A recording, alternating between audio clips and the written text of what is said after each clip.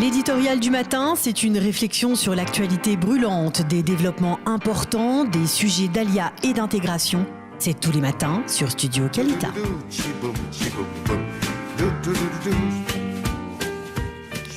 Francis Khalifa, bonjour, Boker Tov.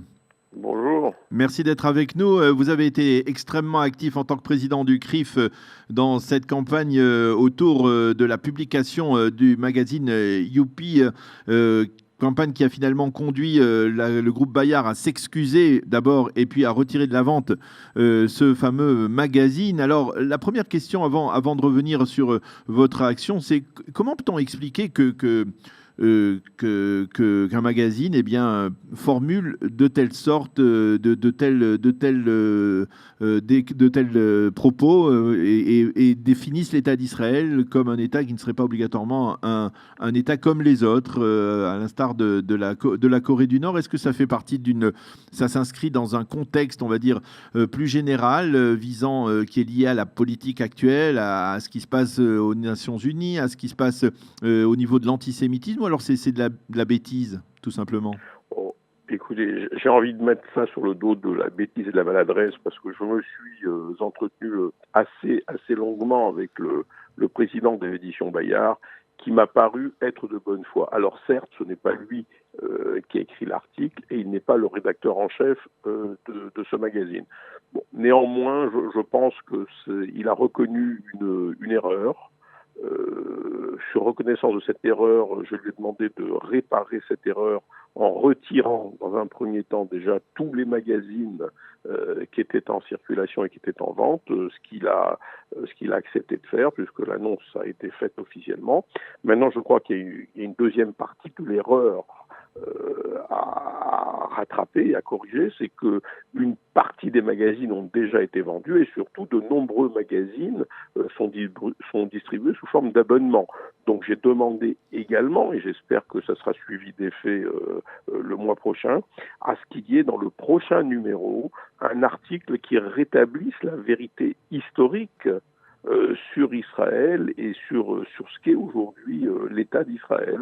J'espère que je serai entendu aussi sur cette seconde partie de la réparation de l'erreur. Alors, disons qu'il s'agit dans le cas précis d'une maladresse ou vraiment d'une erreur un peu stupide, mais est-ce que finalement, vous, en tant que président du CRIF, vous ne ressentez pas un climat qui est favorable à ce type de dérapage, que ce soit dans la presse, sur Internet, dans les réseaux sociaux, la multiplication de déclarations ou en tout cas de posts qui sont postés sur Israël autour de la légitimité de l'État d'Israël, autour de Jérusalem, aujourd'hui capitale de l'État d'Israël. Vous ne le sentez pas de manière plus accrue ces derniers mois, ces dernières semaines? Oui, je crois qu'on peut faire ce constat, et je crois que toute cette campagne de délégitimation justement de l'État d'Israël qui a démarré depuis quelques années déjà, puisqu'elle s'appuie beaucoup sur cette campagne de BDS, de boycott des investissements sanctions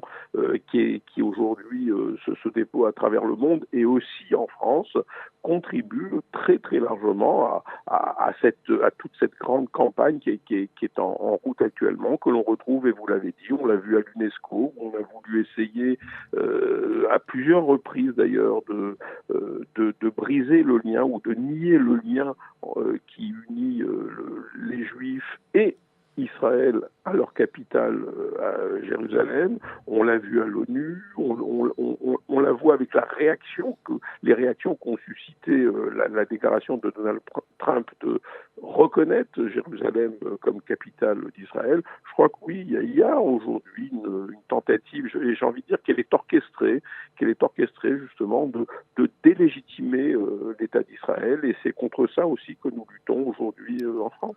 Et en même temps, on a aussi, et dites-moi si je me trompe, parce que c'est un peu le sentiment on va dire que c'est peut-être un sentiment personnel vu de Jérusalem, qu'en même temps, la déclaration de Donald Trump a permis de crever une sorte d'abcès, et qu'aujourd'hui, on peut clairement définir, séparer ceux qui réagissent à cette déclaration entre gens de bonne volonté qui expriment, on va dire, que c'est effectivement la réalité, hein, comme François-Olivier Gisbert qui l'a très clairement dit, et ceux qui systématiquement, et bien de manière un peu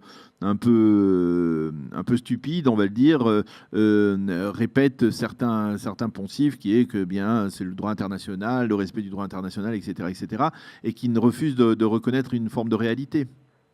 Je crois que rien ne peut s'opposer à la réalité historique d'une part et à la réalité sur le terrain. Aujourd'hui, la réalité historique, et tout le monde le sait aujourd'hui, tous les gens intelligents savent qu'Israël est la capitale que Jérusalem. Depuis plus de 3000 que Jérusalem est la capitale depuis plus de 3000 ans, capitale spirituelle du peuple juif, mais qu'elle est aujourd'hui, parce que c'est une réalité sur le terrain, qu'elle est aussi la réalité d'être la capitale politique de cet État d'Israël. Donc je crois que c'est vrai, ça finalement ça a permis un petit peu de